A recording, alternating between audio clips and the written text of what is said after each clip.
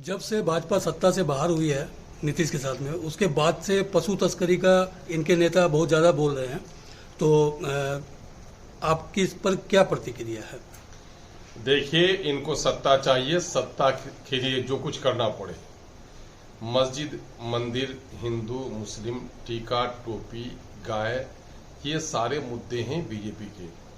BJP जितने दिनों तक इनको व्हाइट पेपर इशू करना चाहिए कि जितने दिनों से ये गद्दी पे बैठे हैं, कितने बांग्लादेशी घुसपैठियों को चिन्हित किया उसने और कितने तस्करों को पकड़े उसने, और अपने कार्यकाल में बिहार में जब सत्ता में साझेदार रहे तो कितने तस्करों को पकड़ा इसने। ये व्हाइट पेपर इशू करना चाहिए। सत्ता से जाने के बाद उन्माद की राजनीति इनकी आदत है। इनके नेता आते हैं तो माइनॉरिटी के वो लोग, जब देश का बंटवारा हो रहा था, इस क्षेत्र को पाकिस्तान का हिस्सा बनाने की साजिश चल रही थी, लेकिन इस क्षेत्र के अकलियत के लोगों ने कहा हम मरेंगे मिटेंगे, भारत में रहेंगे, कहीं और न जाएंगे। करवट बदलते थे, पाकिस्तान का हिस्सा बन सकते थे। ये देशभक्तों की वो बस्ती है और यहाँ पर संदेह की उंगलियां लोग उठाते रहते हैं। ये उन्माद फैलाने के लिए इन लोगों के विषय है। मुझे तो शक और शुबा है उन एजेंसियों पर, जो एजेंसियां जब कोई भी मामला तस्करी का बंगाल से होकर चलता है, वो आसाम से होकर चलता है, चाहे सुपारी हो, वो कहीं और बीच में पकड़ा नहीं जाता। वो पकड़ा जाता है तो किशनगंज में पकड़ा जाता है। आखिर ऐसा क्यों है? आखिर मवेशी का जो आना जाना होता है वो यूपी से होता है, मध्य प्रदेश से होता है, दूसरी जगहों पर जहां लोग गाय के मान और सम्मान की बात कहते हैं, उन क्षेत्रों से उसकी तस्करी हो रही है, लेकिन वो पकड़ा जाता है तो किशनगंज में उसको दिखाया जाता है। ऐसी क्या साजिश है? मुझको लगता यह है कि सीमांचल को बदनाम करने की गहरी साजिश के तहत ये सारे वाकयात रूनुमा होते हैं। और इसमें मैं समझता हूं कि माइनॉरिटी के लोग नहीं है।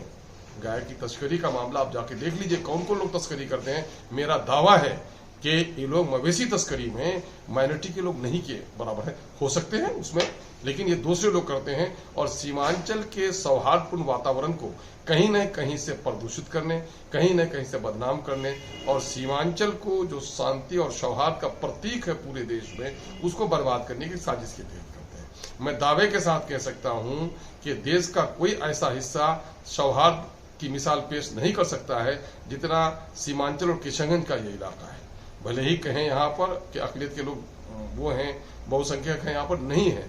सीमांचल के इन 4 प्रखंड, अररिया, पूर्णिया, कटिहार में भी 45% है माइनॉरिटी की आबादी। उसके बावजूद भी माइनॉरिटी और नॉन माइनॉरिटी के लोगों का जो सौहार्द, हिंदू, मुस्लिम, सिख, ईसाई आपस में है, भाई भाई, देश के किसी हिस्से में नहीं। अगर देखना हो तो सीमांचल में है। सीमांचल की आबादी भी खटकती है लोगों को, लेकिन इन नादानों को पता नहीं है कि सीमांचल में सिर्फ यहाँ पैदा होने वाले बच्चों की गिनती से आप न घबराएं, बल्कि सीमांचल से बाहर देश के दूसरे हिस्सों से जो लोग व्यवसाय के लिए आते हैं, वो किशनगंज और सीमांचल में अपना ठिकाना तलाश करते हैं। जो लोग सरकारी नौकरियां करने के लिए आते हैं, यहाँ सौहार्दपूर्ण और शांत वातावरण देख करके यहाँ अपना ठिकाना बना लेते हैं। जरा गिन लीजिए देश के दूसरे हिस्सों में भी जो जाकर बसते हैं, लेकिन सीमांचल में बाहर के जितने लोग बसे हैं, देश के अंदर ही देशवासी हैं हमारे, चाहे बिहार के दूसरे जिला के हों या देश के दूसरे स्टेट के हों, जितना इस क्षेत्र में आकर लोग शांति के साथ वास करते हैं, दूसरे क्षेत्र में नहीं है। यही सौहार्द न जाने क्यों इन लोगों को पसंद नहीं आता है और इस तरह का अनर्गल बयानबाजी करते हैं, जो उनकी फितरत भी है और उनकी आदत भी, उनकी मजबूरी भी और सत्ता प्राप्ति के लिए उनका एक रास्ता भी।